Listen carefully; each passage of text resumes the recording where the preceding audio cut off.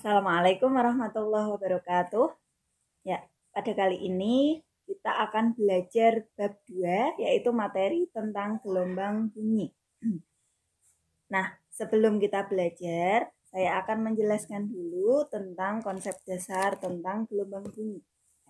Ya, jadi kita tahu bahwa gelombang bunyi atau bunyi tersebut disebabkan oleh adanya benda yang bergetar. Ya, contohnya apa? Ketika kita berteriak sambil memegang tenggorokan, apa yang kita rasakan? Pasti tenggorokan kita akan terasa bergetar. Ya. Nah, kemudian contoh yang lain, ketika kita memiliki gitar, ketika kita diamkan saja, maka gitar tersebut tidak menghasilkan getaran. Tapi kalau kita petik, nah kita akan mendengar adanya bunyi dari gitar tersebut. Ya, itulah penyebab timbulnya bunyi. Kemudian untuk gelombang bunyi tersebut, dia termasuk gelombang longitudinal ya, seperti yang telah kita pelajari sebelumnya bahwa gelombang longitudinal merupakan gelombang yang arah rambatnya sejajar dengan arah getaran. Jadi bentuknya seperti selinki. Nah, yang terdiri dari rapatan dan renggangan. Nah, kita langsung saja masuk ke materi kita. Yang pertama tentang klasifikasi gelombang bunyi. Jadi untuk bunyi sendiri ini bisa kita bagi menjadi 3 bagian. Yang pertama ada yang kita sebut dengan infrasonik, yaitu apa? Bahwa bunyi infrasonik merupakan bunyi yang memiliki frekuensi kurang dari 20 Hz. Ya, jadi ini satuan dari frekuensi ya, 20 Hz. Kemudian yang kedua ada bunyi audiosonik, yaitu bunyi yang memiliki frekuensi antara 20 Hz sampai 20.000 Hz. Inilah yang kita miliki atau yang dimiliki oleh manusia. Jadi manusia bisa mendengar bunyi itu di antara frekuensi ini yang tengah-tengah. Kalau dia infrasonik, manusia tidak mampu untuk mendengar bunyi yang lemah ini. Nah, ini biasanya didengar oleh hewan jenis tertentu. Kemudian yang ketiga adalah ultrasonik, ya, yaitu frekuensi bunyi yang dimiliki lebih dari 20.000 Hz. Ini juga manusia tidak mampu mendengar, nanti akan merusak gendang telinganya. Jadi ini biasanya yang mampu mendengar adalah hewan-hewan seperti kelelawar. Ya, biasanya untuk mencari mangsa, ya, dia sudah mendengar dari jarak yang jauh. Kemudian berikutnya adalah karakteristik gelombang bunyi. Jadi di sini karakteristik gelombang bunyi ini ada beberapa. Nah, jadi gelombang bunyi memiliki sifat yang pertama, dia mengalami refleksi atau pemantulan gelombang bunyi. Jadi jenis pemantulan bunyi nanti terbagi menjadi 2. Yang pertama ada gaung, yang kedua ada gema. Ya, gaung sendiri itu apa? Bahwa gaung itu sebagian bunyi pantul bersamaan dengan bunyi asli. Jadi ketika ada suara, kemudian bunyi pantulnya dia sama atau bareng dengan bunyi asli, sehingga menyebabkan apa? Suaranya menjadi tidak jelas. Itulah sebabnya di ruangan tersebut terdapat peredam suara untuk menyamarkan atau biar bunyi pantulnya tidak kedengaran, biar suara aslinya menjadi jelas. Nah, itulah bunyi gaung. Tapi kalau gema itu bunyi pantulnya terdengar setelah bunyi asli. Jadi ini tidak terlalu mengganggu. Jadi suaranya setelah ada baru muncul bunyi pantulnya. Setelah bunyi asli baru muncul bunyi pantulnya. Itulah yang disebut dengan gema. Kemudian yang kedua ada pembiasan atau nama lainnya refraksi. Jadi pembiasan bunyi ini contohnya apa? Jadi ketika siang dan malam ini terdapat perbedaan bunyi keras atau lemahnya. Karena apa? Karena perbedaan kerapatan udara akibat perbedaan suhu. Lanjut yang ketiga, di sini adalah pelenturan. Jadi bunyi bisa mengalami peristiwa pelenturan atau difraksi. Difraksi ini terjadi ketika apa? Ketika melewati celah yang sempit. Nah, jadi contohnya apa? Contohnya ini salah satu saja. Kita tetap bisa mendengar suara di balik tembok karena suara tersebut masuk ke dalam celah-celah yang sempit, misal di bawah pintu atau di lubang-lubang yang sangat sempit, itu tetap bisa, sehingga bunyi namanya difraksi. Kemudian berikutnya adalah bunyi mengalami interferensi. Interferensi ini artinya apa? Perpaduan dua buah atau lebih gelombang. Nanti interferensi sendiri kita bisa menjadi interferensi konstruktif sama interferensi destruktif. Untuk konstruktif ini artinya apa? Bunyi semakin kuat. Jadi ketika dua buah gelombang dipadukan nanti bunyinya semakin kuat atau namanya penguatan bunyi. Sedangkan untuk destruktif ini namanya pelemahan bunyi. Bunyinya semakin melemah. Nah, kemudian beberapa yang perlu kalian ketahui juga nanti di sini ada istilah amplitudo. Jadi untuk amplitudo ini biasanya diartikan sebagai kuat lemahnya bunyi. Jadi semakin besar amplitudo getarnya, maka bunyinya terdengar semakin keras. Jadi kuat lemahnya bunyi ini disebabkan karena amplitudonya. Kemudian yang kedua ada frekuensi. Frekuensi ini nanti bergantung pada keras lemahnya bunyi. Jadi semakin keras ya frekuensinya semakin tinggi. Kalau semakin lemah frekuensinya semakin lemah. Berikutnya nanti materi kita adalah ada materi tentang efek Doppler. Ya. Untuk efek Doppler ini artinya apa? Yaitu peristiwa berubahnya harga frekuensi bunyi yang diterima jika ada gerak relatif. Jadi contoh kesehariannya nanti ketika ada dua buah benda yang bergerak, yang satu si pendengar, misal kita sendiri, yang satu adalah sumber bunyi. Nah, biasanya contohnya adalah mobil-mobil atau sesuatu yang bergerak yang menghasilkan bunyi ataupun yang menghasilkan bunyi intinya. Misal ambulan. Jadi ketika ada kita sama mobil ambulan sama-sama bergerak. Nah, nanti untuk frekuensi yang kita dengar ini akan bisa menjadi semakin kuat atau semakin lemah tergantung geraknya dari sumber bunyi tersebut. Kalau saya gambarkan itu seperti ini. Ini misal kita, ini misal sumber bunyi, ini sirinenya ya. Nah, ini sirine. Nanti di kita sendiri ini namanya pendengar. Kemudian mobil ini sebagai sumber bunyi. Ada beberapa besaran nanti yang terlibat. Yang pertama ada frekuensi. Frekuensi yang dimiliki oleh pendengar itu disebut dengan FP. Frekuensi pendengar. Frekuensi pendengar. Kemudian frekuensi yang dimiliki oleh sumber namanya Fs. Frekuensi sumber. Ya, jadi sumber ini S, pendengar ini P. Frekuensi sumber. Kemudian yang kedua adalah kecepatan. Kecepatan yang dimiliki oleh pendengar namanya Vp. Kecepatan pada pendengar. Pendengar. Kemudian kecepatan yang dimiliki oleh sumber namanya Vs. Kecepatan sumber. Nah, dan yang satu ini adalah kecepatan sumber bunyi sebagai V. Kecepatan sumber bunyi ini biasanya kalau tidak diketahui nilainya adalah mendekati 340 meter per sekon. Kecepatan sumber, bunyi. Nah, nilainya biasanya 340 meter per sekon. Nah, kemudian untuk rumusannya pada frekuensi pendengar atau penerima sama ya. Nanti dirumuskan dengan V plus minus Vp dibagi V plus minus Vs dikali Fs. Nah, plus minus atas dan bawah ini artinya apa? Nah, ini saya jelaskan dari gambar.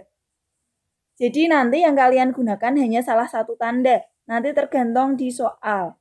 Ketika si pendengar ini mendekati sumber, berarti arahnya ke sana. Ini artinya mendekati. Nah, nanti nilai Vp-nya adalah positif. Jadi plus minusnya ini tergantung nilai Vp sama Vs. Nah, jadi kalau pendengar mendekati sumber, P mendekati S, Vp-nya positif. Nah, nanti berlaku juga untuk arah yang sama. Jadi kalau ke kanan, nanti berarti sumber menjauhi pendengar. Ya, ini sumber menjauhi pendengar. Nanti VS-nya juga positif. Ingat-ingat. Kemudian yang kedua, yang pendengar menjauhi sumber berarti arahnya ke sana, ini menjauhi. Nanti VP-nya bernilai negatif, jadi kebalikan. Akan tetapi kalau sumber mendekati pendengar berarti arahnya sama dengan yang ini. VS-nya adalah negatif. Nah, sehingga kalian bisa menyimpulkan sendiri. Yang pertama, ketika P mendekati S, yaitu VP-nya positif. Ketika P menjauhi S, VP-nya negatif. Dan yang kedua, ketika S menjauhi P, maka VS-nya positif. Ketika S mendekati P, VS-nya negatif. Inilah kesimpulan yang bisa kita dapatkan pada efek Doppler. Untuk contohnya nanti sekalian ya. Berikutnya adalah materi kita, yaitu tentang gelombang stasioner pada alat penghasil bunyi. Jadi ini merupakan materi yang tidak tercantum di buku. Nah, tapi ini selalu ada di bab bunyi. Jadi nanti untuk pada alat-alat penghasil bunyi ini biasanya ada 3. Yang pertama adalah senar atau dawai, ini biasanya pada gitar. Kemudian yang kedua nanti ada pipa organa. Pipa organa ada 2 juga. Yang pertama pipa organa terbuka dan yang kedua pipa organa tertutup. Kita mulai dari yang pertama, senar atau dawai. Pada senar atau dawai ini nanti bentuk gelombangnya itu seperti ini. Ini gelombang pada frekuensi yang paling dasar. Itu bentuknya seperti ini. Ya, jadi nanti terdiri dari ini simpul ini perut. Kemudian selanjutnya pada satu yang paling dasar ini nanti di sini ada panjang gelombang atau L. Nah, L itu dari simpul sampai simpul ini menunjukkan bahwa senar atau dawai memiliki panjang berapa lambda, yaitu setengah lambda. Ya, jadi ini hanya setengah. Nah, kalau ketambahan inilah segini lagi baru 1 lambda ya. Jadi kalau hanya segini itu setengah. Nah, setelah itu nanti pada senar atau dawai dia memiliki kecepatan yang dilambangkan dengan V, cepat rambat pada senar atau dawai. Kalau pada bunyi pada umumnya kan V sama dengan lambda kali F. Tapi untuk senar atau dawai dia memiliki rumusan tersendiri, yaitu akar F dibagi dengan mu. Ini bukan M, akan tetapi mu. Nah, di mana F ini merupakan gaya tegangan. Nah, satuannya Newton seperti gaya pada umumnya. Mu di sini kita jabarkan menjadi M per L. Nah, jadi mu ini artinya massa dibagi dengan panjang dawai M per L. Jadi nanti V itu dirumuskan akar F per M per L. Ya, seperti itu jadinya. Nanti kalian cari mu dulu, baru cari V. Nah, setelah tahu V, nanti bisa kita cari frekuensi pada nada-nada dawai. Nah, pada nada-nada dawai, nah kalian kan pernah mempelajari lagu, ada nada dasar, nada pertama, do, re, mi, fa, sol, la, si, do itu ya. Nah, itu aslinya memiliki frekuensi yang berbeda, akan tetapi nanti polanya sama. Misal jedanya antara do sama re sama mi itu sama. Nah, maka kita bisa merumuskan untuk yang pertama mencari frekuensi nada dasar. Nah, ini biasanya kita cari dari gambaran ini. Nah, untuk nada dasarnya seperti gambar di atas. Nah, ini nada dasar. Nah, di mana tadi L sama dengan setengah kali lambda. Sehingga mencari F ini dicari dari rumus V sama dengan lambda kali F. Berarti untuk mencari F, untuk nada dasar, ini lambangnya adalah F0. 0 ini menunjukkan nada dasar. Sehingga V sama dengan lambda kali F0. Berarti F0-nya adalah V per lambda. Jadi nanti dari rumusan ini, untuk V-nya sendiri itu bisa kita cari dari rumusan ini. Kemudian lambdanya adalah dari L sama dengan setengah lambda. Tinggal kita masukkan nilai L-nya. Nanti ketemu hasil lambda ya. Jadi nanti ketemu F0. Nah, ini saya kotai. Nah, berikutnya. Nah, ini saya jabarkan ya. F0 sama dengan V per lambdanya adalah, kalau L sama dengan setengah lambda, berarti lambdanya adalah 2L. Berarti F0 sama dengan V per 2L. Nah, inilah yang perlu kita garis bawahi. Itu untuk yang frekuensi nada dasar. Berikutnya adalah frekuensi nada atas pertama. Ya, jadi pada dawe tadi atau senar, bentuk gelombangnya itu yang ujung sama ujung ini merupakan simpul. Ini tadi nada dasar, ya. Kalau nada atas pertama kita tambahkan dengan segini lagi. Jadi kita sambung. Nah, jadi bentuknya nada atas pertama itu seperti ini. Di mana sini sampai sini ini merupakan L. Nah, berarti kalau tadi ini sampai sini itu setengah lambda, kalau sini sampai sini berarti nanti jadinya 1 lambda atau lambda. Nah, untuk frekuensi nada atas pertama itu dilambangkan dengan F1. Ya, di mana rumusannya masih sama dengan tadi, V sama dengan lambda kali F1. Sehingga F1 sama dengan V per lambda, di mana lambdanya adalah L. Berarti F1 sama dengan V per L. Inilah hasil dari frekuensi nada atas pertama. Sekarang frekuensi nada atas kedua. Makanya sama, kita gambarkan seperti ini dulu. Ya, ini itu yang pertama. Ini 1.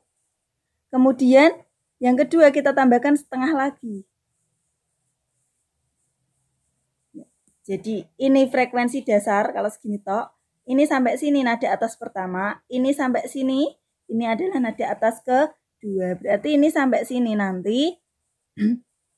L-nya sama dengan 3/2 lambda atau 1/2 lambda. Berarti lambdanya adalah 2/3 L-nya. Nah, kita cari frekuensi nada atas kedua. Ini dirumuskan atau dilambangkan dengan F2.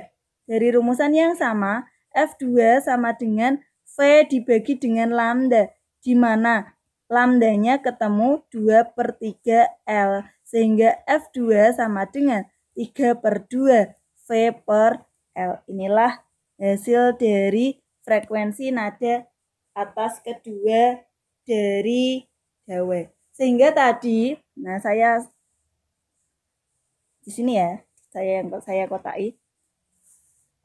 Tadi sudah didapatkan bahwa F0 dibanding dengan F1 dibanding dengan F2 tadi ketemunya adalah V per 2L dibanding dengan V per L dibanding dengan 3/2 V per L. Ya. Jadi nanti perbandingannya berarti berapa? V per 2L kita penyebutnya sama-sama jadikan 2L semua. Berarti yang ini tetap V per 2L. Nah, yang tengah, kalau penyebutnya 2L, berarti yang atas 2V per 2L. Yang belakang 3V per 2L. Nah, berarti kalau ini sudah sama, berarti nanti bisa kita buat perbandingan bahwa F0 dibanding F1 banding F2 adalah 1 banding 2 banding 3 dan seterusnya. Misal sampai nada atas ketiga sampai seterusnya. Itulah perbandingan F0, F1, F2. Itulah ya. Tuh mencari frekuensi pada nada-nada dawe. Sekarang yang berikutnya. Pada pipa organa terbuka. Ya, seperti trompet itu ya, pipa organa terbuka. Nah, pada pipa organa terbuka, bedanya dengan senar tadi, bentuk gelombangnya dia berkebalikan. Kalau tadi ujung ketemu ujung adalah simpul ketemu simpul, kalau pipa organa terbuka ini adalah perut ketemu perut. Nah, ini dasarnya. Nah, sama tujuannya untuk mencari frekuensi pada nada-nada pipa organa terbuka. Yang pertama, mencari frekuensi nada dasar atau F0. Ya, untuk F0 sendiri bisa kita cari dari rumusan V sama dengan lambda kali F. Akan tetapi untuk pipa organa ini lebih enaknya tidak seperti tadi. V-nya biasanya langsung bernilai 340 meter per sekon. Kalau tadi kan V-nya dicari dulu dari rumus akar F per mu tadi ya. Nah, kalau ini V-nya kita gunakan nilai itu. Berarti V sama dengan lambda kali F0. Berarti F0-nya adalah V per lambda. Nah, untuk nada dasar itu gambarnya tadi seperti ini. Ya, sehingga di sini sampai sini, ini L. L-nya berapa? Kalau ini sampai sini itu 1/4. Ini sampai sini, ini 1/4. Berarti ini sampai sini setengah. Sama seperti Dawe tadi. Setengah lambda, berarti L-nya sama dengan setengah lambda, sehingga lambdanya sama dengan 2L. Nah, berarti F0 sama dengan V per 2L. Jadi ini untuk pipa organa terbuka itu persis dengan Dawe, hanya saja gambar gelombangnya yang berbeda. Nah, sehingga untuk frekuensi nada atas pertama tentunya juga sama nilainya, yaitu tadi masih ingat cuman ketemunya V per L ya. Kalau kita gambar itu seperti ini. Ya. Nah, jadi sampai sini saja. Kemudian ini sampai sini itu L sama dengan, nah kita analisis. Ini sampai sini itu setengah. Ini sampai sini setengah. Setengah tambah setengah 1. Jadi L sama dengan lambda. Sehingga F1 sama dengan V per lambda. Sehingga F1 adalah V per L. Itu untuk nada atas pertama. Sekarang nada atas kedua. Nah, gambarnya juga sama. Seperti ini. Nah, di ini sampai sini berapa? Coba kita hitung. Ini sampai sini itu 1. Ini 1/4, ini 1/4. Berarti 1/2. Sama seperti tadi ya. L sama dengan 1/2 itu 3/2 lambda. Sehingga lambda sama dengan 2/3 L. Nah, nanti ketemu rumus F2 sama dengan V per lambda. Sehingga F2 sama dengan V per 2/3 L. Berarti F2 sama dengan V3. V per 2 L ya. Ini ya. Nah, nggak kelihatan. Langsung saja ketemu F2 sama dengan 3V per 2 L. Inilah hasil pada pipa organa terbuka. Sekarang kita masuk ke pipa organa tertutup. Nah, untuk pipa organa tertutup, nanti kalau kita gambarkan itu bentuknya hanya ini. Bukan kebalikan. Beda sama yang tadi. Yang satu perut, yang satu simpul. Nah, berarti cukup segini saja. Sehingga L-nya ini hanya 1/4 lambda. Sehingga lambdanya berapa? 4L. Nah, kita cari nada-nadanya. Mulai dari nada dasar. Untuk nada dasar, sama F0 berarti hanya segini. Nah, nanti cara mencarinya juga sama. V sama dengan lambda kali F0. Berarti F0-nya adalah V per lambda. F0-nya adalah V per lambdanya adalah 4L. Nah, jadi di sini. Untuk nada atas pertama juga sama. V sama dengan lambda kali F1. Berarti F1-nya sama dengan lambda V dibagi dengan lambda. Nah, yang kita cari nanti lambdanya dulu. Kita gambarkan. Nah, gambarnya seperti ini. Seperti ikan ya malah ya. Ya, jadi ini sampai sini itu nilainya berapa? Ya, jadi kalau ini sampai sini ini 1/4, ini sampai sini setengah. Setengah tambah 1/4 adalah 3/4 lambda. Berarti untuk lambdanya adalah 4/3 L. Nah, jadi di sini V per 4/3L, atau F1-nya ketemu 3V per 4L.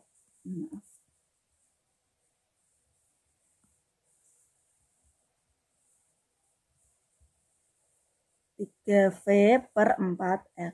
Inilah nada atas yang pertama. Nah, untuk selanjutnya, untuk nada atas kedua, silahkan kalian cari sendiri dengan cara yang sama. Nah, untuk materi berikutnya, jadi part 2, saya bagi menjadi 2 part biar tidak kebanyakan. Selamat belajar, jangan lupa tetap jaga kesehatan.